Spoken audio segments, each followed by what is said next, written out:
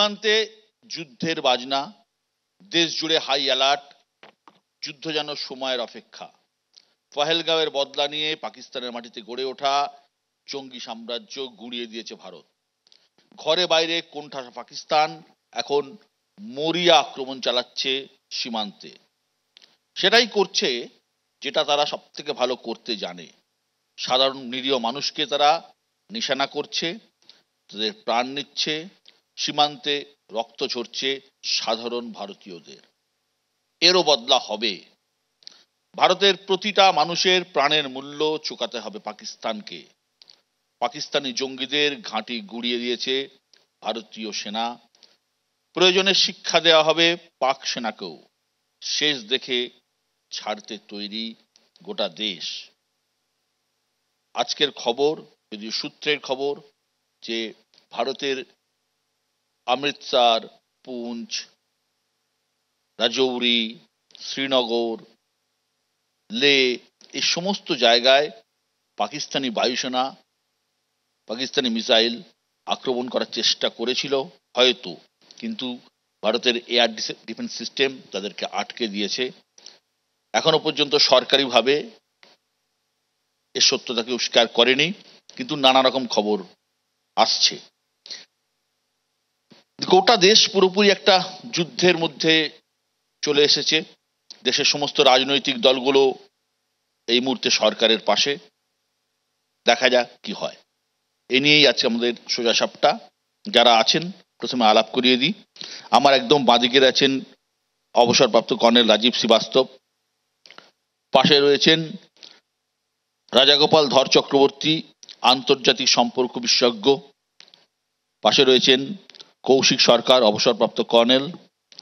আমার একদম ডান দিকে রয়েছেন রাজনৈতিক বিশ্লেষক অনির্বাণ বন্দ্যোপাধ্যায়, পাশে রয়েছেন কংগ্রেসের পক্ষে সৌম্য আইচরয়, তার পাশে রয়েছেন বিজেপির পক্ষে দেবজিৎ সরকার, এবং আমার একদম ডান দিকে রয়েছেন রঞ্জন মুখোপাধ্যায়, অবসরপ্রাপ্ত এয়ার কমোডর, ইন্ডিয়ান এয়ারফোর্স। আমি রঞ্জনবাবুর কাছে প্রথমে আসবো। রঞ্জনবাবু, এই যে ধরুন এয়ার ডিফেন্স সিস্টেম আমাদের দেশের, শোনা যাচ্ছে একটা এরকম অ্যাটাক করতে চেয়েছে পাকিস্তান। পাকিস্তান একটা মরিয়া অবস্থার মধ্যে আছে। কি হতে পারে? মানে আপনি তো দীর্ঘদিন বায়ুসেনায় কাজ করেছেন, কোন জায়গা থেকে আমরা সুরক্ষিত? তো সাধারণ মানুষ জানতে চাইছে। না, নিশ্চিতভাবে আমরা সুরক্ষিত। তবে আপনার চ্যানেলের মাধ্যমে আমি দর্শকদের এটুকু জানাতে চাই যে একটা ইসরায়েলি টেকনোলজি আছে যেটাকে বলে লয়টারিং মনিশন, এবং লয়টারিং মনিশনের একটা পরীক্ষা নিরীক্ষা কিছু বছর আগে আমাদের এখানে হয়, এবং আমাদের দেশের কিছু কোম্পানির সঙ্গে ইসরায়েলের ওই কোম্পানি যারা লয়টারিং মনিশন বানায় তাদের সঙ্গে আমাদের একটা আতাত হয়, এবং একটা জয়েন্ট ভেঞ্চারে আমরা সেটা তৈরি করি। তাই সেটার প্রয়োগ নিশ্চিতভাবে সিঁদুর 1-এ হয়েছে, এবং সিঁদুর 2, 3 এর পরে আমরা দেখব। আমাদের রিটালিয়েশনের জন্য তৈরি থাকতে হবে, প্রস্তুত থাকতে হবে। তবে এর আর একটা দিক আছে, সেটা হচ্ছে নাগরিক সচেতনতা। নাগরিকদেরও, এটা খালি বায়ুসেনা বা সামরিক বাহিনী বা পলিটিক্যাল ক্লাসের বা সরকারের খালি উপর ছেড়ে দিলে চলবে না। আমি আপনার চ্যানেলের মাধ্যমে সমস্ত দর্শকদের এটাও বলবো যে নাগরিকদের সচেতন থাকতে হবে। ওপারের জঙ্গিদের তো আমরা ধ্বস্ত করে দিচ্ছি, ভেতরের জঙ্গিদের বা ভেতরের জঙ্গি মনোভাবাপন্ন জেহাদিদের আমাদের কন্ট্রোল করতে হবে, এবং তাতে প্রত্যেকটা নাগরিককে সচেতন থাকতে হবে। ঠিক।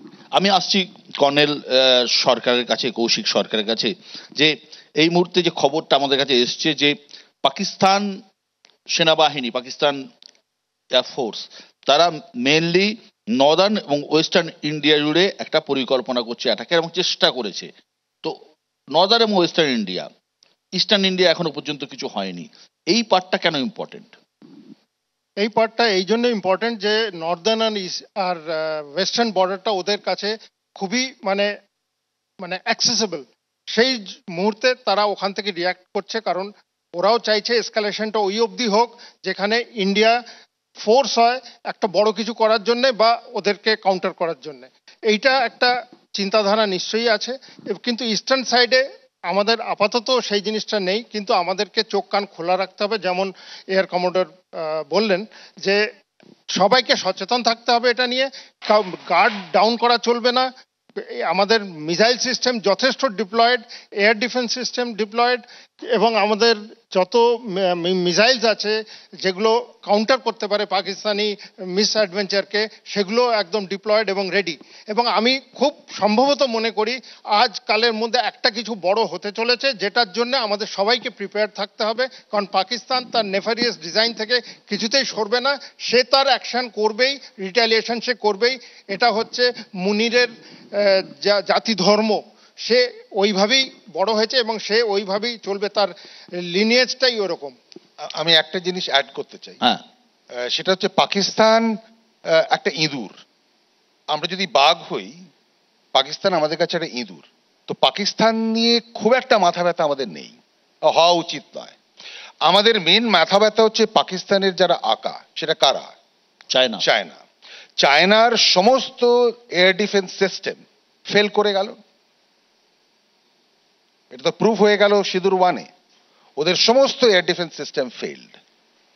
এবং আরেকটা জিনিস, চাইনিজ মালের মতো একবার ব্যবহার করলে আর একদম মানে খুব অল্প সময়ের জন্য টিকে থাকে, কিন্তু সেটা ওরা 3টে ডিগ্রির জিনিস বানায়। আমি 2008-এ গিয়েছিলাম চায়নায়, তো আমি একটা গেলাম দোকানে, বললাম একটা গলফ সেট কিনবো। তোরা বললো 3টে কোয়ালিটি আছে, একটা সি কোয়ালিটি যেটার দাম $100, বি কোয়ালিটিটার দাম $150, আর একদম এ কোয়ালিটি যেটা আমেরিকার সঙ্গে ওদের পাল্লা দিতে পারে সেটা $200। এইটা হচ্ছে ডিফারেন্স। এই $200 কি ওরা বিক্রি করে না? সেটা করে না, ওরা বিক্রি করে কিন্তু সেখানে আরেকটা জিনিস হচ্ছে যে চায়নার একটা অনেক বড় নেফারিয়াস অ্যাক্টিভিটিস আছে এবং প্ল্যান আছে। বাংলাদেশকে কবজা করেছে, এখানে সেন্ট মার্টিনের ব্যাপার আছে, এখানে ইউনিস কি বলছে দেখুন, আর্ধেক পাগলের মতো কথা বলে। এবং পাকিস্তানের যে এখন জেনারেল, তাকেও আমি বদ্ধ উন্মাদ না বললে অর্ধ উন্মাদ বলি, অ্যান্ড উনি একটা অর্ধ উন্মাদ জেহাদি। কিছুদিন আগে একটা সেমিনারে উনি সমস্ত প্রবাসী পাকিস্তানিদের ডেকে একটা কথা বলেছেন, সেখানে সুপিরিয়রিটি কমপ্লেক্স তৈরি করতে চেষ্টা করেছিলেন। এখন মুখে বল মানে গিরনা পড়া যেটাকে বলে, সেটা হয়েছে। আমি আসছি মিস্টার শ্রীবাস্তবের কাছে। রাজীব শ্রীবাস্তব, শোনা যাচ্ছে যে ভারত, পাকিস্তানের অভিযোগ যে ভারত বিভিন্নভাবে ড্রোন হামলা চালাচ্ছে পাকিস্তানের মাটিতে, লাহোর, করাচি, রাওয়ালপিন্ডি, বিভিন্ন জায়গায় ড্রোন হামলা হয়েছে। এবং ভারত যে এই যে এয়ার ডিফেন্স সিস্টেমটাকে অকেজো করে দিয়ে হামলা চালাতে পারলো পাকিস্তানের, আগামী দিনে কি মনে হচ্ছে পাকিস্তান কোন দিক থেকে রিটালিয়েট করবে, কোন দিক থেকে বদলানোর একটা সুযোগ খুঁজবে বা চেষ্টা করবে? ইতিমধ্যেই করেছে। আমি দুটো জিনিস বলবো। চান্ডাল আর শোক, দ্য শোক আর দি গ্রেট। যুদ্ধের পর, কলিং যুদ্ধের পর বৌদ্ধ ধর্ম নিল আর বললো সত্যমেব Jayate, let the truth prevail. যা সচ আছে ওইটাই বাইরে আসা উচিত। তাই এটা আমি আগে প্রথম বলবো, আপনাদেরকে দেখতে হবে সৎ কি আছে। ক্লাউজউইথ, অ্যানাদার হিস্টোরিয়ান, অ্যানাদার স্ট্র্যাটেজিস্ট, উনি বললেন এটা ট্রয়কা আছে, যার মধ্যে আছে গভর্নমেন্ট, ডিফেন্স ফোর্সেস এন্ড মানুষ। এই ট্রয়কার মধ্যে মানুষের উইল is very important, অত্যন্ত গুরুত্বপূর্ণ। Let's see what the people of India and what the people of Pakistan, কোথায় কি ভাবছে ওরা। আমরা যখন গতকাল 2টোর সময় যখন আমাদের টেলিফোন বাজতে আরম্ভ হলো, আমরা একটা অনুভব করলাম আমাদের দেশের মধ্যে একটা নবচেতনা এসছে। আমরা অনুভব কি করলাম, এই যে আমরা 75-80 ইয়ার্স থেকে 1947 এর পর যে আমাদেরকে বগি দেওয়া হয়েছিল, এই পাকিস্তানের বগি, যে ওরা নিউক্লিয়ার পাওয়ার আছে, আমরা করতে পারবি না, ক্রস করতে পারবো না, এ আছে ও আছে, এরকম ওরকম, শেষ। আজকে আমরা গতকাল থেকে আজকে লাগাতার আমরা রাস্তায় যাচ্ছি। আমরা যতগুলো আমাদের মজদুর ভাই বোন আছে, যাদের হাতে মোবাইল ফোন আছে, ওদের কাছে আমরা জিজ্ঞেস করছি মাহৌল কিয়া হ্যায়, তোমরা কি ভাবছো? একটাই কথা এসছে, yes we are proud of it.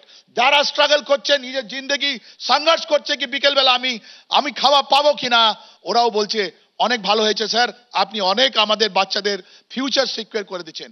এই যুদ্ধ যেটা হলো নীতি যুদ্ধ, ধর্মযুদ্ধ, ওই যুদ্ধটা কিন্তু আজকের জন্য নয়, এই ভবিষ্যতের জন্য আছে। একটা নবচেতনা আছে। আপনার ছেলে আপনার মেয়ে যখন পাহালগাঁও যাবে, ওদের বাচ্চাগুলো যখন পাহালগাঁও যাবে, কারো ক্ষমতা হবে না ওদের উপরে বন্দুক চালাবার।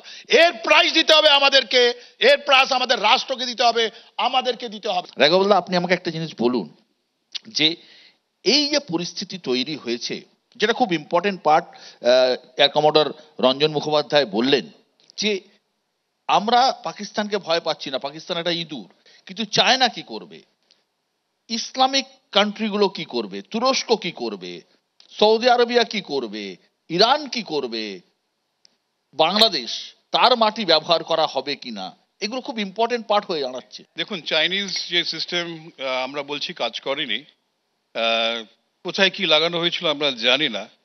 তাহলে সেই যে সিস্টেম ফেল করেছে তার জন্য চায়নাকে দোষ দিয়ে লাভ। কেউ যদি ভাবে যে চায়না অত্যন্ত মানে একটা দুর্বল দেশ, ভুল ধারণা।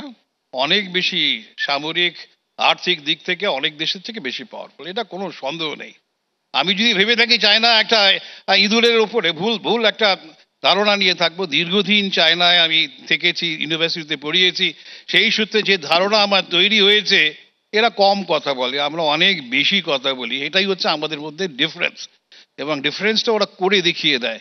আমেরিকায় 700-800 বিলিয়ন ডলার তারা মার্কেট তৈরি করে রেখেছে, শুধু করেনি। এই মানে সস্তা গন্ডা জিনিস বিক্রি করে আমেরিকার বাজার তারা দখল করেনি। বুঝে নিতে হবে তাদের দাপট কোথায়। এক সময় ওয়ালমার্ট বলতো যে আমরা যে জিনিস বিক্রি করি তার 90% আমেরিকান। আজকে সেই ওয়ালমার্ট বলছে 90% আমরা যেগুলো বিক্রি করি সেগুলো চাইনিজ। সুতরাং চায়না তার নিজের দক্ষতায় সারা বিশ্বকে দখল করেছে। সুতরাং চায়নাকে যদি আমরা ছোট করি আমরা ভুল করব। আমার ধারণা, আমি বারবার বলতে চাইছি ভারত সরকারকে বা যারা ভারতের পররাষ্ট্রনীতি গ্রহণ করেন, আমরা যদি চায়নার সঙ্গে সম্পর্ক ভালো রাখি তাতে কিন্তু আমরা পাকিস্তানকে অনেকটাই বিপদে ফেলতে পারবো। এটা অত্যন্ত গুরুত্বপূর্ণ।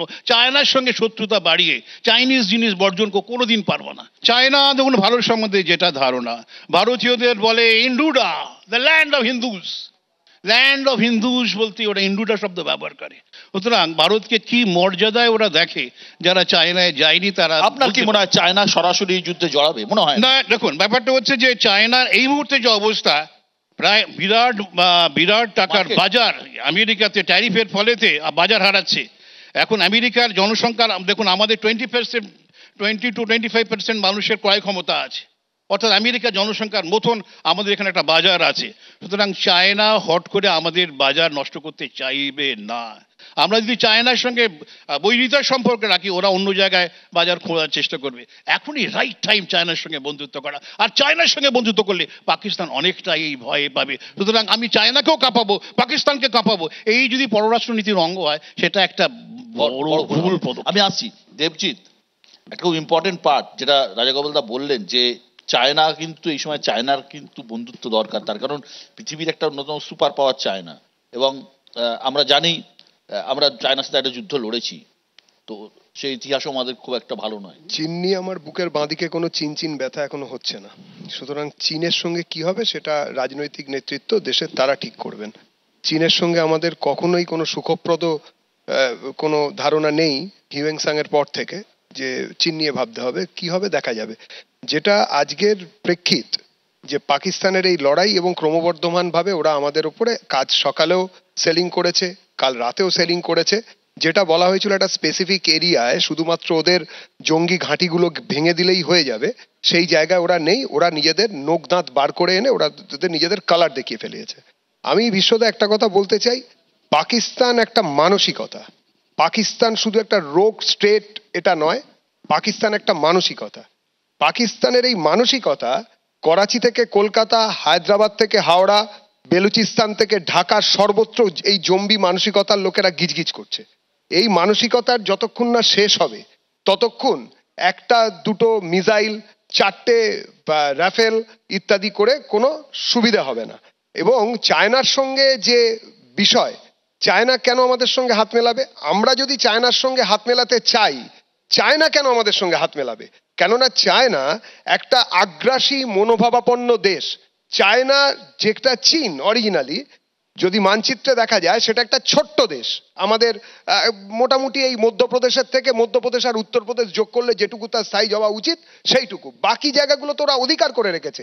সব থেকে বড় অংশ হচ্ছে তিব্বত মালভূমি, সেটা ওরা অধিকার করেছে আমাদের ক্যালাসনেসের জন্য, নো ডাউট সেই সময়ের রাজনৈতিক ক্যালাসনেসের জন্য কিছুটা হয়েছে, সেটা ছেড়ে দিন। তারপরে যে অঞ্চল হচ্ছে কিরগিজস্তান, সেই অঞ্চলটা ওরা দখল করে রেখেছে, লোয়ার মঙ্গোলিয়া দখল করে রেখেছে। সুতরাং না, কালকে যে সুযোগ পেলে আমাদের ওপরও চোখ রাঙাবে না, এবং আমাদের ওপরও তো মাঝে মাঝে টেরিটরিতে চলে আসছে। সুতরাং চায়না নিয়ে পরে ভাবা যাবে। এবং চায়না, আমার যেটা ব্যক্তিগত ধারণা, এই মুহূর্তে যা সারা পৃথিবীর যে জিও পলিটিক্স, তাতে চায়না একেবারে অ্যাগ্রেসিভ ভাবে পাকিস্তানকে সহায়তা করবে আমি মনে করি। সৌম্যদা, একটা প্রশ্ন যেটা দেবজিৎ হালকা করে খোঁচা দিয়ে চলে গেল, যে একটা ফরেন পলিসির সময় পূর্বতন নেহরু সরকারের সময় একটা জন্য আজকে চায়নার এই বাড়ন্ত, এবং নেহরুর সময় যুদ্ধটা হয়েছিল আমরা জানি, হ্যাঁ 62 যুদ্ধ হয়েছিল। তো এবারে তো গোটা দেশ এক হয়ে দাঁড়িয়েছে, আপনাদের মতো রাজনৈতিক দল যারা কংগ্রেস করেন তারা তো সরকারের পাশে রয়েছেন। দেখুন, দেবজিতের কিছু সমস্যা আছে। দেবজিৎ ওই যে ধারাপাত পড়ে এসছে সেই ধারাপাতেই থাকবে, তো আমি সেই ধারাপাতে যেতে রাজি নই। 62-র পরেও 65-তে কি হয়েছিল সেই ইতিহাস দেবজিৎ জানে, কিন্তু বলতে ওর অসুবিধে হয়। 71, দেখুন 71, তারপরে 48, 71, 65, এগুলো দেবজিৎদের ওই চীনে যেমন চিনচিন করে, এটাও ভারতে ওদের চিনচিন করে। যাই হোক, আমি সেই বিষয়ে আজকে যাচ্ছি না, এত ছোট বিষয় নয়। একটু আগে স্যার বলছিলেন পাকিস্তান পাকিস্তান, এই চীন কেন যাবে বলুন তো, বলতে পারুন কি প্রয়োজন আছে চীনের? কেন চীন কেন? পারফেক্ট পিছন থেকে করছে ঠিকই, ওদের তো ব্যথা তো আরো বড়। গাদার পোর্টটাকে যদি, এখন গাদার পোর্টের কি অবস্থা, বালুচ লিবারেশন আর্মি যেভাবে গাদার পোর্ট এবং সিপ্যাককে নিয়ে বেল্ট ইন ওয়ান রোডে বিধ্বংস করছে, ওদের তো বড় ব্যথা হয়ে রয়েছে। আর কোনোদিন কোনো নেশন কোনো জায়গায় দুটো ওয়ার ফ্রন্ট খোলে না। আমাদের চীন সাইলেন্ট কিলার, আমাদের সে প্যাংগং সো লেক থেকে শুরু করে আপনি দেখুন, এখন দেবজিৎ তো ওই অর্ধ ইতিহাস এসে এখানে বলে। তো ডোকলাম আমাদের আছে, এই যে স্যারেরা ডোকলাম দখল করেছিল স্ট্র্যাটেজিক পয়েন্ট, ডোকলাম তো নেই এখন, ডোকলাম তো এখন চীনের দখল। 1 minute Debjit please don't disturb. বলছি কোনো ডিস্টার্ব করছি না, যেটা নয় সেটা নয়। আজকে হাম্বানটোটো যেটা শ্রীলঙ্কার, সেটা এখন চৈনিক উপনিবেশ। আমাদের এদিকে নেপাল, এদিকে Bangladesh, foreign policy muscular foreign policy করছিলাম। তো আমি আজকে ভেবেছিলাম যে আমি আজকে কেন্দ্রীয় সরকারের বিরোধিতা করবো না, আলোচনা করবো না, কিন্তু এই যে উত্থাপন, আর এই আজকে বলতে বাধ্য হচ্ছি যে ভারতবর্ষটাকে পূর্ব দিকে পুরো ঘিরে রেখেছে চীন, একটার পর একটা স্ট্র্যাটেজিক লোকেশন। বন্ধু দেশগুলো আস্তে আস্তে ওদের হাতে চলে গেছে মানে পলিটিক্যালি, সেটা একটা ভয়ের কারণ। কিন্তু কোনো অবস্থাতেই চায়না করবে না। কিন্তু লাস্ট একটা জায়গা আমি আসতে চাইছি, কি পাকিস্তান কিনে আপনি এত কথা বলছেন, আমাদের ট্র্যাডিশন। শুনুন, অস্ত্র থাকলে সেনারা যুদ্ধ করবে, এটা বড় অস্ত্রর বড় কথা নয়, বড় কথা হচ্ছে জিগার। অনির্বাণ, রাজনৈতিক পলিটিক্যাল ইম্প্যাক্ট কি হতে যাচ্ছে? দেখুন, রাজনৈতিক ইম্প্যাক্ট হওয়ার কথা ছিল যে দেশের মানুষ নিশ্চিন্ত বোধ করবেন, আশ্বস্ত বোধ করবেন যে রাজনৈতিক ঐক্য সমস্ত বিরোধী দল এই ক্রাইসিসের মুহূর্তে তারা দেখিয়েছেন, যথার্থভাবেই দেখিয়েছেন, সরকারকে সম্পূর্ণ সমর্থন জানিয়েছেন। কিন্তু আমরা দেখছি সরকার পক্ষের কিছু মানুষজন তারা কিন্তু এই অপারেশন আর্মি অপারেশনকে শুধুমাত্র তাদের নিজস্ব রাজনৈতিক নির্বাচনী প্রচারের কাজে ব্যবহার করতেই উদ্গ্রীব, তাদের অন্য কিছু নিয়ে বিশেষ মাথা ব্যথা নেই। ইতিমধ্যেই আমরা দেখেছি বিজেপি নেতারা হোর্ডিং টাঙিয়ে দিয়েছেন, আরে ভাই অপারেশন চালালো সেনাবাহিনীর লোকজন, প্রাণের ঝুঁকি নিল সেনাবাহিনীর লোকজন, আপনারা হোর্ডিং টাঙিয়ে ভোট চাইতে বেরিয়ে পড়লেন। এইখানেই বিশ্বদা সমস্যাটা হয় যে আমরা সাধারণ মানুষ, আমরা আদার ব্যাপারী। এখানে বড় বড় জাহাজের ব্যাপারীরা রয়েছেন, তারা অনেক কিছু বললেন, শুনে খুব ভালো লাগলো। পাকিস্তান ইঁদুর, চীনা মাল চলে না, বা মোহাম্মদ ইউনিস আত পাগলা ইত্যাদি সব কিছু শুনলাম। তারপরেও জঙ্গিরা আমাদের 26 জনকে মেরে দিল। তারপরেও ওই চীনা মাল ব্যবহার করেই পাকিস্তান পুঞ্চে সেলিং করে করে আবারও আমাদের 15 থেকে 20 জন সাধারণ মানুষকে মেরে দিল। এই বারবার যারা নাকি ইঁদুর, যারা নাকি চাইনিজ মাল কিচ্ছু চলে না, যারা নাকি আত পাগলা, তারা বারবার আমাদের এরকম থাপ্পড় মেরে দিয়ে চলে যায়, আর আমরা তথাকথিত বাঘ। কোন কারণে আমরা পারছি না এটা আটকাতে? কোথাও তো রাজনৈতিক বিরোধী দলরা একবারও প্রশ্ন তোলেনি যে সরকারকে যা করবে আমরা সমর্থন করব না। তারা নিঃশর্তে সমর্থন জানিয়েছে। তারপরেও সাধারণ মানুষকে আপনারা কেন বাঁচাতে পারছেন না, আমরা বাধ্য হচ্ছে এই প্রশ্ন করতে। একদম। এটা একদমই ঠিক কথা যে এত কিছু থাকতো, সীমান্তরক্ষী বাহিনী, বিএসএফ, সিআরপিএফ সবকিছু থাকতো, কোথাও তো একটা ইন্টেলিজেন্স ফেলিয়ার হয়েছিল যে কারণে এরকম একটা ঘটনা ঘটে গেল পহেলগামে। প্রশ্নটা যেহেতু রাজনৈতিক, 100% ইন্টেলিজেন্ট একটা ফেলিওর ছিল। এবং তার জন্য আমি আরেকটা কারেকশন করে দেবো, এভরিথিং ইজ নট সেনাবাহিনী। আমি পুলিশকেও সেনাবাহিনী বলবো, বিএসএফ কেও সেনাবাহিনী বলবো, ইনকারেক্ট। সিআরপিএফ কেও সেনাবাহিনী বলবো, আর সেনাকে দোষারোপ করব, রং জিনিস। এর মধ্যে অনেক সেন্ট্রাল পুলিশ ফোর্সেস আছে যাদের অনেক কাজ আছে, এবং আমরা সবাইকে মানে ডাল 5 মিশালি ডালকে মিলিয়ে খিচুড়ি হয়, কিন্তু সবটা ডাল নয়। এটা সেনার উপরে পুরো দোষ দিলে হবে না। সেনাকে কেউ দোষারোপ করে, কেউ দোষারোপ করে। আমরা রাজনৈতিক যে নেতৃত্ব তাকে প্রশ্ন করেছি, কারণ তারা আপনাদেরকে ব্যবহার করছে পলিটিক্যাল প্রচারের জন্য। আপনারা সমর্থন করেন? তবে খবর এসেছে, জানাতেই হচ্ছে পাকিস্তানের মার্কিন কনসুলেট, ইউএস এম্বাসি তাদের নাগরিকদের সেফ জায়গায় যাওয়ার, যারা পাকিস্তানে বসবাস করছেন সেফ জায়গায় যাওয়ার পরামর্শ দিচ্ছেন। খুব ভালো। আর একটা জিনিস খুব ইম্পর্টেন্ট, যে পাকিস্তানের টেরর ফান্ডিং কি করে হয়। পাকিস্তান আর্মি পুরোটা দেশটাই টেরর ফান্ডিং এ চলে। তারা এক্সটর্শন করে, তারা স্মাগলিং করে, তারা জাকাত আনে অন্য অন্য ইসলামিক কান্ট্রিজ থেকে। 2024-এ রেকর্ড 600 বিলিয়ন পাকিস্তানে এসছে জাকাত ফান্ড। এবং তারা ফরেন এড মিসইউজ করে, এবং পাক আর্মি 12টা জঙ্গি অর্গানাইজেশন চালায়। তার মধ্যে সব থেকে প্রমিনেন্ট হলো লস্কর, 1980-তে জন্ম, জৈশ-এ মোহাম্মদ 2000-এ জন্ম, হরকত 1998-এ জন্ম, এবং হিজবুল মুজাহিদিন 1989-এ জন্ম। এরা 5টা ডিফারেন্ট জায়গায় এদেরকে ইউজ করে এই জঙ্গিদের। একটা হচ্ছে গ্লোবাল ওরিয়েন্টেড, এবং তাদের এক্সপোর্টও করে জঙ্গিরা। সেকেন্ড হচ্ছে আফগান ওরিয়েন্টেড, থার্ড হচ্ছে ইন্ডিয়ান ওরিয়েন্টেড, ফোর্থ হচ্ছে ওদের ইন্টারনাল পাকিস্তান অভ্যন্তরীণ ওরিয়েন্টেড, আর একটা লাস্ট হচ্ছে সেক্টরিয়ান। কাদের এগেনস্টে ওরা করে ওদের শিয়াদের এগেনস্টে, আহমেদিয়ার এগেনস্টে। ওরা Salafi state, Sunni state. They don't accept anyone other than Sunnis and Salafis. তো যারা সালাফিদের এগেনস্টে, বহরা মুসলিমস, আহমেদিয়াস, শিয়াজ, তাদের এগেনস্টে করে। এই প্রত্যেকটা জঙ্গি গ্রুপ 150 থেকে 200 মিলিয়ন ওদের খরচা ইয়ারলি, তাদের পয়সা দিতে, মাইনে দিতে, তাদের ট্রেনিং দিতে। ফান্ডিং আসছে কোত্থেকে? এই ফান্ডিং গুলো জাকাত থেকে। 2024-এ বললাম মানে 600 বিলিয়ন এসছে। এক্সটর্শনস করে, ওটা একটা ধান্দা, ওটা একটা ইন্ডাস্ট্রি ওদের ওখানে। তো ওটা ফেল স্টেট, কিন্তু কোন শত্রুকেই আমাদের হালকাভাবে নেওয়া উচিত নয়। আমরা নেবো না, আমরা নিচ্ছিও না। ঠিক। আমি কর্নেল সরকারের কাছে আসবো। আপনি আমাকে একটা বলুন যে নানা রকম খবর আসছে, এইরকম পরিস্থিতিতে নানা রকম খবর আসে, সত্যি মিথ্যে আমাদের যাচাই করে নিতে হয়। তো পাকিস্তান একটা দাবি করছে, পাকিস্তান প্রশাসন দাবি করছে যে 12টি ভারতীয় ড্রোনকে তারা গুলি করে নামিয়েছে। আবার ভারত নাকি লাহোর, করাচি, রাওয়ালপিন্ডি এসব জায়গায় মানে ড্রোন হামলা চালিয়েছে বিভিন্ন জায়গায়। আমরা সাইরেনের শব্দ শুনেছি, আমরা দেখেছি বিস্ফোরণ হয়েছে সে শব্দ শুনেছি। পাশাপাশি বালুচ লিবারেশন আর্মিও পাকিস্তানের একটি আর্মি কনভয়ের উপর হামলা চালাচ্ছে। সেখানেও পাকিস্তান আরেকটা ফ্রন্ট খুলে ফেলেছে যুদ্ধের। ওখানে খাইবার পাখতুনখোয়া হওয়ার জায়গাতেও একই অবস্থা। ভারত অবশ্যই ডিনাই করেছে পাকিস্তানের এই ডিমান্ডগুলোকে।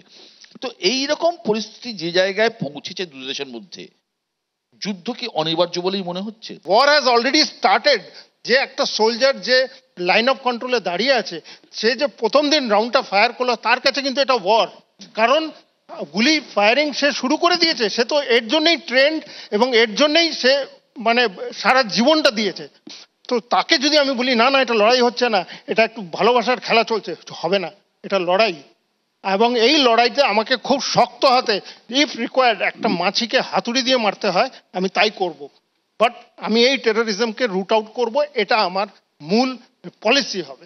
কর্নেল শ্রীবাস্তব, অবসরপ্রাপ্ত রাজীব শ্রীবাস্তব, এই যে জঙ্গি ক্যাম্পগুলোতে আক্রমণ হলো, জৈশের ক্যাম্প গুড়িয়ে দেওয়া হলো হিজবুল মুজাহিদিনের ক্যাম্প, দারুণ, মানে গোটা দেশ জুড়ে একটা জাতীয়তাবাদের হাওয়া বইছে। আমরা প্রত্যেকেই সেনাবাহিনী, আর্ম ফোর্সের প্রতি কৃতজ্ঞ এবং আমরা স্যালুট করছি। কিন্তু আপনি কি মনে করেন যে সন্ত্রাসবাদকেই শুধু 4টে ক্যাম্প গুড়িয়ে দিলেই শেষ হয়ে যাবে? আবার তো 4টে অন্য জায়গায় তারা ক্যাম্প তৈরি করবে, আবার তো তারা অন্য জায়গায় ইয়ে করবে। এই রূপটাকে মানে বন্ধ করতে গেলে কি করা দরকার?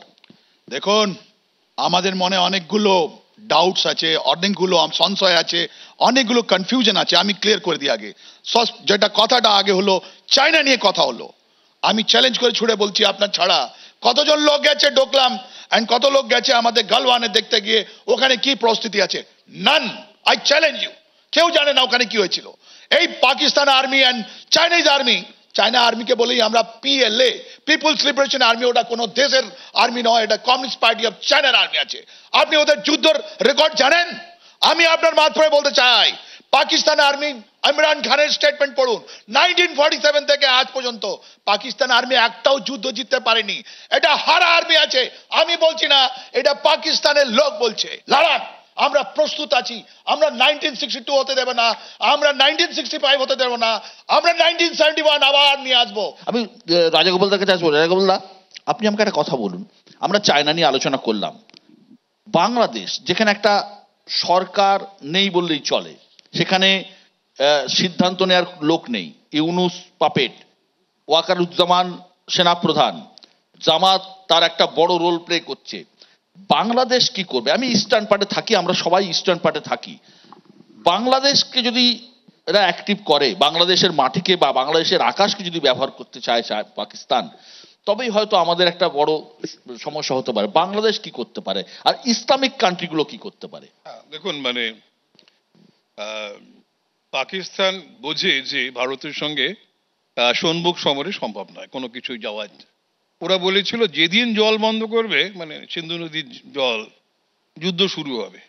অনেকদিন ধরেই বলছে, অনেকদিনই বন্ধ হয়েছে, যুদ্ধ হয়নি। ওদের অনেক জায়গায় জল শুকিয়ে গেছে, চন্দ্রভাগার জল শুকিয়ে গেছে বলে কি তুলো তৈরি হচ্ছে না, বাসমতি চাল তৈরি হচ্ছে না, এমনকি বেশ কিছু বিদ্যুৎ কেন্দ্র, তারা জলবিদ্যুৎ কেন্দ্র বিদ্যুৎ তৈরি করতে পারছে না। কিন্তু যুদ্ধ ওরা কিন্তু করেনি, খেয়াল রাখতে হবে। ওরা কি যুদ্ধ করবে?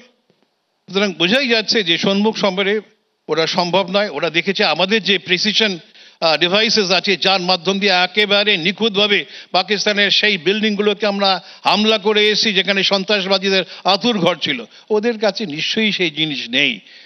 থাকলে ওরা করতো। দেখা যাক, এখনো সময় শেষ হয়নি। তবে ওরা যেটা নিশ্চিতভাবে করবে সেটা হচ্ছে ভারতবর্ষে কি করে সন্ত্রাসবাদ আরো ছড়িয়ে দেওয়া যায়।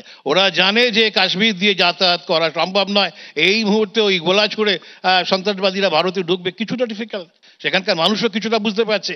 তাই ওরা বেছে নেবে পশ্চিমবঙ্গ, আসাম, মেঘালয়ের যে বিস্তীর্ণ এলাকাতে বর্ডার অরক্ষিত আছে, সেখান দিয়ে যদি সন্ত্রাসবাদী ঢোকানো যায়।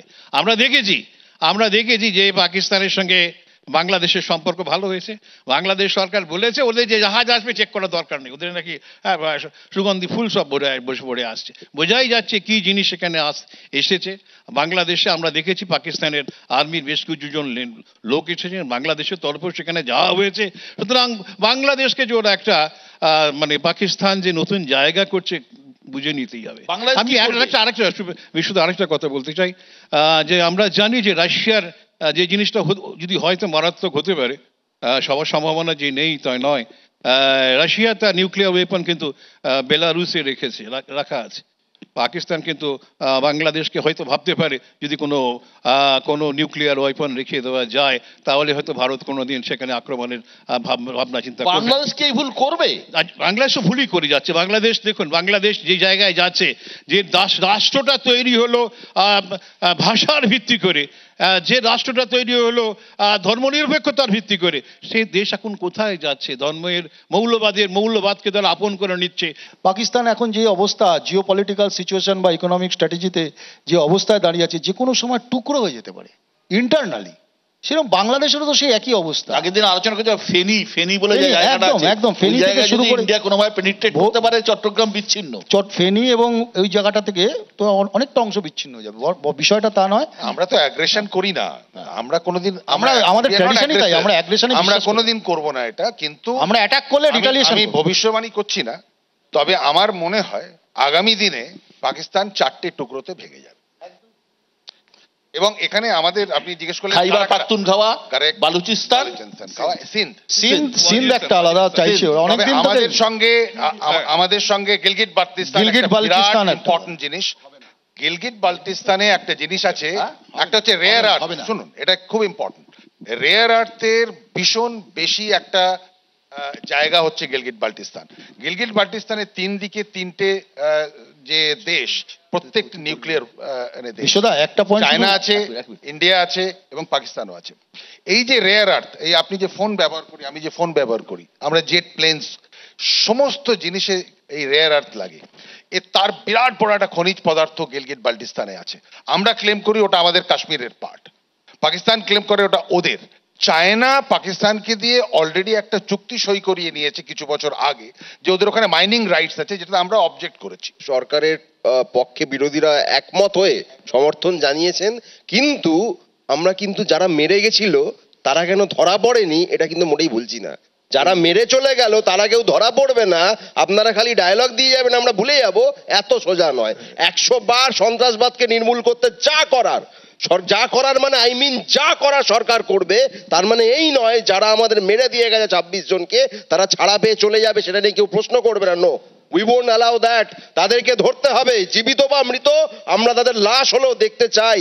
তারা যেন ওই পুলওয়ামার মতো কেপ করে চলে গেল, কেউ জানলো না, এটা হতে দেওয়া যাবে না। এর উত্তর তো আমাকেই দিতে হবে, যেহেতু রাজনৈতিক ক্ষেত্রে আমার দল ভারতীয় জনতা পার্টি এই মুহূর্তে সরকারে আছে। প্রথম কথা বলি যে এত উত্তেজনার মধ্যেও যারা প্রফেশনাল, যারা লড়তে জানেন, লড়াই শেখান, লড়েন, তারা হচ্ছেন প্রফেশনাল সেনাবাহিনী। আমরা এখানে ঠান্ডা ঘরে বসে অনেক কথা বলতে পারি, দেখতে চাই, করতে চাই, আরে চাই তো সবাই। বাংলা একটা সেই গল্প ছিল না, সড়কি লাও বন্দুক লাও, লাও তো বটে কিন্তু আনার জন্য তো সেনাবাহিনী। কিন্তু সেই আমি বলছি এইবারে সেনাবাহিনী একদম বলছি দাদা, বিশদে আমাকে একটু সময় দিন। মুশকিলটা হচ্ছে সেনাবাহিনীকে সারা বছর ধরে কি শুনতে হয়, তারা ধর্ষণকারী। আমাদের এই ভারতবর্ষের লোকেরাই বলে তারা ধর্ষণকারী, তারা বাচ্চাদের খুন করছে। একদম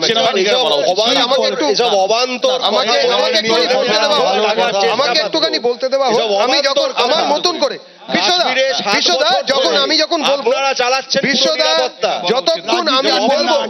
যতক্ষণ আমি বলবো আমাকে আমার ফ্যাশনে বলতে দিন। ভারতবর্ষের একাংশ বলেন এই ধরনের কথা, এবং গণতন্ত্র এবং কি বাক স্বাধীনতার দোহাই দিয়ে আমরা সেগুলো শুনি তো। আজকে যখন কোনো বিপদ আপদ আসে তখন সবসময় আমরা সেনাবাহিনীকে আগে ডাকি, প্যারামিলিটারিকে ডাকি, জলপাই রঙের উর্দিধারীদেরই ডাকি। নোংরা কি পরিষ্কার রাজনীতি পরের কথা। রঞ্জনবাবু শুরু করেছিলেন এই আলোচনা ইসরায়েল নিয়ে, ইসরায়েলের যে ব্যবস্থা ইত্যাদি। ইসরায়েলে এরকম খুন করেছিল সন্ত্রাসবাদীরা ইসরায়েলে এসে ইহুদিদের খুন করেছিল, এবং সেটা সেকুলার সন্ত্রাসবাদী ছিল না, একই রকম চেক করে করে খুন করেছিল, যেরকম এবারে হয়েছিল। তো 75 বছর ধরে তো আমাদের যারা ভারতবর্ষের মধ্যে থাকা যারা সেকুলার, তারা তো আর এতদিন ধরে 75 বছরের যত আঘাত, ধরুন পুলওয়ামা, তার আগের যত আঘাত, 71 বলে সবকিছু সেকুলার যুদ্ধ তো তারাই জিতেছে। আরে দাঁড়ান না ভাই, আরে বলছি তো সবাই তো জিতেছে, কিন্তু আক্রমণগুলো সেকুলার ছিল। তুমি সেকুলার না, জঙ্গিগুলো ধরা পড়লো না। সমস্যা হচ্ছে ইসরায়েল সারাউন্ডেড বাই বহিঃশত্রু, চতুর্দিকে বহিঃশত্রু আছে। ভারতের সমস্যা হচ্ছে ভারতের বহিঃশত্রু পাকিস্তান বা চীন শুধু নয়, ভারতের ভেতরের শত্রুরা সদা প্রবহমান, সদা বহমান। যেটা রঞ্জনবাবু প্রথমে শুরুতেই বললেন যে সেনাবাহিনীর কাজ কি, বাইরের বহিঃশত্রু থেকে আটকানো, কিন্তু ভেতরের শত্রু পাকিস্তান মানসিকতা নিয়ে যারা বড় হয়েছে, যারা বেড়ে চলেছে, তাদেরকে কিভাবে আটকানো যাবে, প্রথম কথা। দ্বিতীয়ত, যারা খুঁজে যারা মারলেন, ইসরায়েলেরও সময় লেগেছে 26 বছর। মনে রাখবেন যে আমাদের হয়তো 25 বছর লাগবে। বলতে চাইছে যে অমিত শাহ অপদার্থ, এটাই উনি বললেন। রঞ্জনবাবু, আপনি আমাকে বলুন, আপনি তো এয়ারফোর্সে ছিলেন, আমরা লেম্যান, আমরা সবাই লেম্যান, আপনারা যারা ডিফেন্সের লোক আছেন তারা ছাড়া আমি দেবজিৎ আমরা প্রত্যেকেই সাধারণ মানুষ। ভারতের যে মিসাইল যেগুলো অ্যাটাক করেছে পাকিস্তানে, ভারতের যে মিসাইল যেগুলো অগ্নি 1, 2, 3 এগুলো বলা হয়, যার পাল্লা নাকি 5000 কিলোমিটার, আর পাকিস্তানের যে মিসাইল, পাকিস্তানের যে তথাকথিত রয়েছে খুব সম্ভবত শাহিন নাম, শাহিন 3, তার সর্বোচ্চ পাল্লা 7000। আচ্ছা, এই মিসাইলে ভারতের এয়ার ডিফেন্স সিস্টেম যে এখন তো মানুষ অনেক কিছু জানতে চান, সাধারণ মানুষ তার টেকনিক্যাল জিনিস আজকাল গুগলের যুগে সবাই অনেক কিছু জানতে পারেন। ইসরায়েলের যে এয়ার ডিফেন্স সিস্টেম তৈরি করা আছে তাদের আকাশে, যেখানে বিভিন্ন ইরানের ছোড়া আয়রন ডোম, ইরানের ছোড়া যে মিসাইল আটকে যাচ্ছে, তো আমরা কতটা সুরক্ষিত এই এয়ারে? কারণ এই মুহূর্তে যুদ্ধ চলছে বা যা যুদ্ধ পৃথিবী জুড়ে চলছে, 13 দিন বা 14 দিনের যুদ্ধ শেষ হওয়ার যুদ্ধ এখন আর চলবে না। কি আমরা এখন একটা জিনিস হচ্ছে অল আউট ওয়ার হওয়ার চান্স কম, নাম্বার 1। ঠিক, আমরা কিছু স্পেসিফিক সেক্টর ওয়াইজ আমরা ওয়ার করতে পারি। আর আমাদের যে মিসাইল সিস্টেমের ওপর আপনি জিজ্ঞেস করলেন, 3 রকমের মেনলি হয়। একটা হচ্ছে সারফেস টু এয়ার, আমরা যেটা করেছি এখানে হচ্ছে এয়ার টু সারফেস, এবং আমাদের পাণ্ডবী থেকে মানে নিচের জাহাজ থেকে, সাবমেরিন থেকে, কিংবা নর্মাল শিপস থেকে যেগুলো করি ওটাও এয়ারে আমরা ছাড়তে পারি, ল্যান্ডেও ছাড়তে পারি। তো এইটা হচ্ছে বেসিক জিনিস।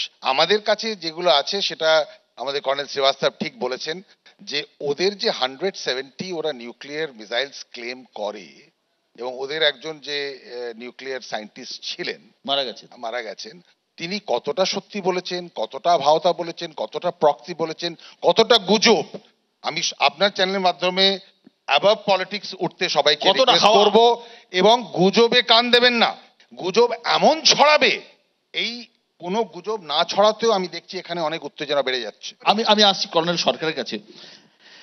বুধবার ব্রিটিশ নিউজ চ্যানেল স্কাই নিউজকে একটা সাক্ষাৎকার দিয়েছেন ব্রিটেনে নিযুক্ত ভারত পাকিস্তানের হাই কমিশনার।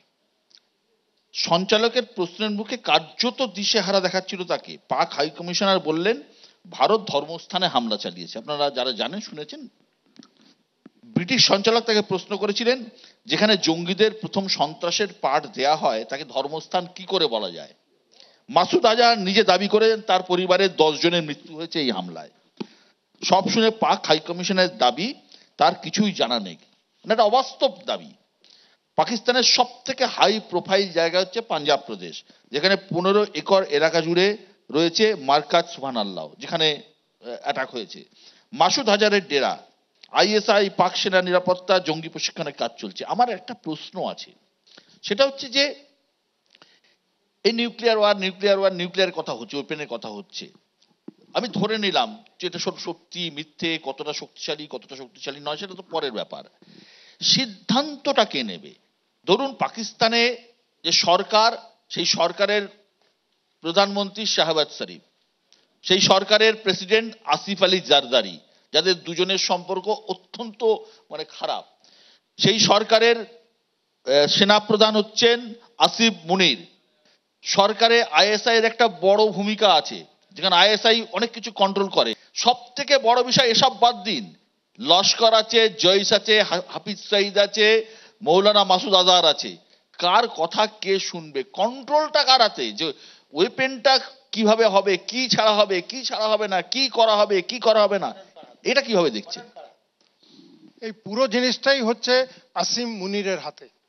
উনি হচ্ছেন পাকিস্তানের অ্যাডভাইজার, উনি যা বলবেন সেটাই পাকিস্তানের গভর্নমেন্ট করবে। এবং উনি যদি বলেন যে এটা হবে না, এটা হবে, কারণ আমরা যদি দেখি পেহেলগামের মাস্টার মাইন্ড হচ্ছেন কিন্তু তিনি এটা করেছেন, আর কেউ করেনি। ওদের এয়ার চিফ কিন্তু ওকে চ্যালেঞ্জ করেছিল যে you have taken a decision at a very wrong time. 2 core commander also opposed him. 2টো কোর কমান্ডারও আপত্তি করেছে যে আমরা রেডি নই, আর তুমি এরকম একটা জিনিস করলে যে ইন্ডিয়া এমন ভাবে তোমাকে রিটালিয়েট করবে that we will cease to exist. পরিবারকে ফরেনে পাঠিয়ে দিলাম নিয়ে, আমি এখানে ঠিক আছে, আমি ঢুকে গেছি কিন্তু বাংকারে, আমি জিএচকিউতে বসছি না, রয়্যাল পিন্ডিতে আমি জিএচকিউতে বসছি না, আমি কিন্তু বাংকারে ঢুকে গেছি। সেই জন্য এতদিন কোনো খোঁজ খবর নেই। আজকে উনি বেরিয়ে এসছেন যে আমি লড়াই লড়তে এসেছি। কেন? উনি যদি না বলেন যে আমি লড়াই লড়বো না, পাকিস্তান আর্মি ভুকা মরে যাবে। বিশ্বদা, এই আমার একটু যোগ করার আছে। শান্তনু সোম বলে একজন টেকনোক্র্যাট, তিনি একজন অসাধারণ কথা বলেছেন, বাঙালি টেকনোক্র্যাট। তিনি 6টা জিনিস পয়েন্ট করেছেন এই যে চলমান যুদ্ধতে, মানে এই যেটা কালকের যে এয়ার স্ট্রাইক গত কয়েকদিন আগের, তাতে বলছেন টেরর নেটওয়ার্ক পাকিস্তানের, তারা জানলো ভারত কি করতে পারে, পাক আর্মি আর ওদেরকে আর কভার দিতে পারবে না, কেননা 100 কিলোমিটার দূর থেকে স্ট্রাইক করা, অর্থাৎ আকাশ সীমা লঙ্ঘন না করে ভারতবর্ষের, মানে যতটুকু এখনো জানা গেছে ভারতের মধ্যে থেকে পাকিস্তানের ভেতরে প্রিসাইজ একদম মেপে মেপে একটা ডোমকে ফুটো করে সেখানে মারা। 2 নম্বর হচ্ছে পাক আর্মিও বুঝে গেল যে তাদের সীমাবদ্ধতাটা কতটা। ওসামা বিন লাদেন তাকে যখন মারা হয়েছিল এই ইনপুট নাকি পাক আর্মি দিয়েছিল। এক্সিলেন্ট। 2011 সনে বেটাবাতে যখন ওসামা বিন লাদেনকে মারা হয়, 2টো হেলিকপ্টার এসেছিল মারিনের, নেভি সিল কমান্ডার এসেছিলেন। ওরা 1 ঘন্টা থেকে বেশি, আপনি চাল কায়ানিকে জিজ্ঞেস করুন কত টাকা পেলেন। ওই যে ডক্টর যিনি পোলিও ক্যাম্পেইন করতে গেছিলেন এখনো জেলে আছেন, কিন্তু কায়ানি সাহেব পাকিস্তানে নেই, কায়ানি পাকিস্তানে নেই, রাহিল শরীফ পাকিস্তানে নেই। এই উমর বাজওয়ার আপনি ছবি দেখলেন, জল উমর বাজওয়া যিনি এনার আগে মুনিরের আগে ছিলেন চিফ, উনি ফ্রান্সে বসে আছেন, লোক ওনাকে চুটি মারছে, আর ইনি তো পরিবারই পাঠিয়ে দিলেন। কথাটা ওইটা নয়, কথাটা হচ্ছে আমাদের চোখের উপরে তুলে দেওয়া হয়েছে ন্যাশনাল সিকিউরিটি কারণে। আপনাদের কাছে আমরা এত বড় বড় কথা না বলে আমি সোজা কথা বলছি। আপনি মার্চ 22-23 তারিখে পার্লামেন্টে আমাদের হোম মিনিস্টারের স্টেটমেন্ট শুনুন, বাংলাদেশ আর ইন্ডিয়ার বর্ডার দিয়ে 500 কিলোমিটার, এই 50 বছর পর এখনো কাঁটাতার দিতে পারিনি। এইটা আমাদের ইন্ডিয়া, এইটা আমাদের ইন্ডিয়া। এই 500 কিলোমিটার প্লাস ওর মধ্যে যদি জলের আপনি দেখে নেন তাহলে 600 কিলোমিটার হচ্ছে। এর জন্য দায়ী কে? এই পেহেলগামে যারা ঢুকলো তারা কি বাংলাদেশে ঢুকেছিল? আওয়ামী লীগের পেহেলগামে যারা ঢুকলো তারা কি বাংলাদেশে ঢুকলো? আমি নিজে পিওকে গেছি, এখানে যারা আর্মিতে কাজ করছেন তারা বাদ রেখে আমি নিজে পিওকেতে গেছি। আমি বারবার যেটা কথা বলছি, আমি টাংধার থেকে শুরু করে টিটওয়ালের শেষ গ্রামে গেছি, আমার কাছে 1 ফুট দূরে পিওকে ছিল। আমি মুজফফরাবাদের ঠিক গায়ে গিয়েছি, আমি নিজে দেখে এসেছি। মাঝখানে নদী বয়ে যাচ্ছে, খরস্রোতা একটা নদী, আমরা বলি কিষেনগঙ্গা, পাকিস্তানিরা বলে নীলাম, এবং উল্টো দিকে পাকিস্তান, আমার থেকে 10 ফুট দূরে পাকিস্তান জনগণকে আমি দেখে এসেছি। উল্টো দিকটা বিশাল হাইওয়ে যাচ্ছে, যে হাইওয়েটা চীন বানিয়েছে, কারাকোরাম হাইওয়ে, আমার নিজের দেখে আসা। ওই যে খরস্রোতা নদী এবং পাকিস্তান যে স্ট্র্যাটেজিক পয়েন্টে বসে আছে, যেটা অনেকটা ওপরে বসে আছে, আমরা নিচে বসে আছি, হ্যাঁ কারাকোরাম ওইখানটা। আপনি বলুন তো এই এন্টার জুড়ে কোনো কাঁটাতার দেয়া সম্ভব? আপনাকে বলছি আমি এই নীলাম ভ্যালি কিষানগঙ্গার কথা বলছি। ওখানে আমাদের একটা ইউনিট ছিল 2 নাগা, ওদের যারা ওয়ারিয়ার যারা যোদ্ধা ছিল ওরা পাকিস্তান আর্মিকে ওখানে গাড়ি চালাতে দেয়নি। আমরা যখন আলোচনা করছি, দিল্লিতে রয়েছেন যে কূটনীতির দিক থেকে 2জন খুব ইম্পর্টেন্ট লোক, একটা ইরানের ফরেন মিনিস্টার আর একজন সৌদি আরবের MOS। কতটা গুরুত্বপূর্ণ, হ্যাঁ কতটা গুরুত্বপূর্ণ এই সফর? দেখুন, সৌদি ভারতের সঙ্গে যথেষ্ট ভালো সম্পর্ক রাখছে, সৌদি এবং ইউনাইটেড আরব এমিরেটস। আমাদের দেখুন, হামলা হয়েছিল প্রধানমন্ত্রী সৌদিতেই ছিলেন। সুতরাং সেই জায়গায় দাঁড়িয়ে দেখুন তাদের মধ্যে একটা ধার্মিক একটা সম্পর্ক থাকতেই পারে, কিন্তু ব্যবসা সবাই ভালো বোঝে। ভারতের সঙ্গে ব্যবসা করে যতটা অ্যাডভান্টেজ আছে পাকিস্তানের সঙ্গে সেই অ্যাডভান্টেজ নেই। সুতরাং কোনো দেশ, বুঝেছেন, অর্থের উপরে ধর্মকে রাখে না। সুতরাং ইরানও যে পাকিস্তানকে খুব একটা ভালো চোখে দেখছে তা নয়। পাকিস্তান এমনই একটা কোণঠাসা হয়ে গেছে, দেশের বাইরে দেশের ভেতরে, বুঝেছেন। সুতরাং this is the right time to attack. UAE also is with us. UAE, Iran and এরা এসছেন কেন? যুদ্ধ থামাতে নাকি পাশে দাঁড়াতে? না দেখুন, যুদ্ধ সত্যি কথা বলতে কি কেউ চায় না, আমরাও ভারতরা চাই না। যে এখন লিমিটেড ওয়ারফেয়ারের দিকেই সারা পৃথিবী ঝুঁকছে, এবং ইকোনমিক পয়েন্ট অফ ভিউ থেকে দেখুন, বাংলা একটা কথা আছে, ল্যাংটার নেই বাটপাড়ের ভয়। ওদের কিছু হারানোর নেই, ওদের অর্থনীতি এমনি ডুবে আছে, কিন্তু আমরা তো বিশ্বের অর্থনীতিতে অনেক বড় জায়গায় আছি। হ্যাঁ, তো সেই জায়গায় দাঁড়িয়ে আমাদের অনেক অসুবিধে থাকে। কিন্তু আপনি একটা কথা, কিছুদিন আগে আমি যখন যুদ্ধ ছিল না, এর আগের টার্মে জেনারেল বাজওয়া বলছিল একটা স্টেটমেন্টে যে আমাদের 20 দিন প্যাটন ট্যাঙ্কে পেট্রোল ভরার পয়সা নেই। হ্যাঁ, তো এই হচ্ছে একটা দেশ। এই যে পরিস্থিতিতে আমরা দাঁড়িয়ে আছি এখন, আমরা এমন একটা জায়গায় দাঁড়িয়ে আছি যেখানে হয় পুরোদস্তুর যুদ্ধ, নয় কোনো একটা, এর আগে কার্গিল আমরা দেখেছি, এর আগে ছোট ছোট ফ্রন্টে দেখেছি, কিন্তু একটা পুরোদস্তুর যুদ্ধ মানে আপনি যদি 600 700 800 কিলোমিটার ধরুন লাহোর থেকে বিস্তীর্ণ হয়ে যদি আপনি জম্মু কাশ্মীর আবার ইস্টার্ন ফ্রন্টও খুলে যায়, সেটা একটা হতে পারে। 2 হচ্ছে ছোট যুদ্ধ হতে পারে যেটাখানে মানে সীমান্তবর্তী অঞ্চলের লোকেদের একটা এফেক্ট হওয়ার সম্ভাবনা সব থেকে বেশি। 3 হচ্ছে যে অর্থনৈতিক যুদ্ধ, যেটা সব থেকে ইম্পর্টেন্ট আজকের দুনিয়ায়, যেখানে পাকিস্তানের মতো গরিব দেশকে এই যুদ্ধে কাবু করা সব থেকে সোজা। কোন যুদ্ধের দিকে যাচ্ছি আমরা? দেখুন, এখন আমাদের যেরকম একটা পরিস্থিতি হয়ে দাঁড়িয়েছে, সেখানে আমাদের একটা লিমিটেড ওয়ার দিয়ে, যেটা আমরা সবাই ডিসকাস করলাম, লিমিটেড ওয়ার দিয়ে আপনি পাকিস্তানকে কতটা শায়েস্তা করতে পারবেন, এটা কিন্তু একটা বড় কোয়েশ্চেন মার্ক। পাকিস্তান কিন্তু ঘুরে ফিরে আবার সেই টেররিস্ট তৈরি করবে এবং আবার সেই ইন্ডিয়া ভারতকেই আবার ওটাকে টার্গেট করবে। কেন? ওইটা ওদের ব্লিড বাই 1000 কাটস, এটা ওদের জিয়াউল হক বলে গেছেন এবং উনি ওইটাকে এমনভাবে পলিসি ডক্ট্রিন করে গেছেন যে এটা ওদের রক্তের মধ্যে ঢুকে গেছে। এভরি পাকিস্তানি অফিসার যারা পাকিস্তান মিলিটারি একাডেমি থেকে পাস আউট করে, তারা 71-এর যে ওরা ডিফিট হয়েছিল, যে সারেন্ডার হয়েছিল, তার প্রতিশোধ নেবে বলে প্রতিজ্ঞা করে বেরোয়। এটা হচ্ছে ফ্যাক্ট। এবং তারা কিছুতেই অ্যাকসেপ্ট করবে না যে ইন্ডিয়া বা ইন্ডিয়ান আর্মি আমাদের চেয়ে সুপিরিয়র বা আমরা ওদেরকে কিছু করতে পারবো না, জানে কনভেনশনালি পারবো না। সেই জন্যই তো টেররিস্টকে ঢুকিয়ে আমাদেরকে আমি সরকার সাহেবের ভুল আছে এখন, ভুল আছে। এই টেরর ফ্যাক্টরি যেটা বলি, পাকিস্তানে ওদের র মেটেরিয়াল নেই। ক্যাচমেন্ট ছিল আমাদের কাশ্মীর থেকে জয়েন করছে না। দাঁড়ান স্যার, দাঁড়ান, এটা সিরিয়াস ম্যাটার আছে, আমাদের ডিল করছি, কথা বলতেছি। পাকিস্তানে যেটা ক্যাচমেন্ট এরিয়া ছিল, আপনি বলছেন যে মুরিদকে বা ভাওয়ালপুরে বালুচিস্তানের লোক যাবে, খাইবার পাখতুনখোয়া যাবে, ওদের কাছে রিক্রুটমেন্ট নেই। আপনি যেটা দেখছেন, ওরা সব যেটা আছে রিসিডুয়াল জঙ্গি যারা আছে ওরা আসছে, ওরা এটা বলি, তাই জন্য আমরা ভাওয়ালপুরকে, তাই জন্য আমরা মুরিদকে খতম করলাম। ওদের সেমিনারিতে যারা ছিল, যাদের মগজ ধলাই করা হচ্ছিল, যাদের দৌড়া আম করেছিল, ওদেরকে শেষ করা হলো। 2003-এ বুদ্ধদেব বাবু একটা মানে ভেরি অ্যালার্মিং একটা ক্লেম করেছিলেন মাদ্রাসাগুলোকে নিয়ে। না, এবং তখন তৎকালীন হোম মিনিস্টার এল.কে. আডবাণীজি ওনার খুব প্রশংসা করেছিলেন, অনেকে ডেকেছিলেন দিল্লিতে, এবং একটা তার উপরে ব্লুপ্রিন্ট তৈরি হয়েছিল। বুদ্ধদেব বাবু কি বলেছিলেন? বুদ্ধদেব বাবু বলেছিলেন যে এই যে আমাদের ইন্ডো বাংলা বর্ডার, তাতে 6000-এর ওপর মাদ্রাসা আছে যেগুলো জঙ্গি ম্যানুফ্যাকচারিং ফ্যাক্টরি, এবং সেগুলোকে কি করে বন্ধ করা যাবে। Pakistan is exactly that. আমি রাজা গোপালদার কাছে আসবো। রাজা গোপাল, একটা আমরা যে জায়গায় চলে গেছি, গোটা পৃথিবী জুড়ে ছোট ছোট যুদ্ধ চলছে। আমরা জানি যে ইউক্রেন রাশিয়ার যুদ্ধ চলছে, আমরা জানি যে মানে প্যালেস্তাইন ইসরায়েলের চলছে, আফ্রিকার ছোট ছোট ফ্রন্টে চলছে। ভারত পাকিস্তানের মধ্যে যদি এরকম ধরনের যুদ্ধ শুরু হয়, আমরা কি আবার একটা তৃতীয় বিশ্বযুদ্ধের দিকে যাচ্ছি?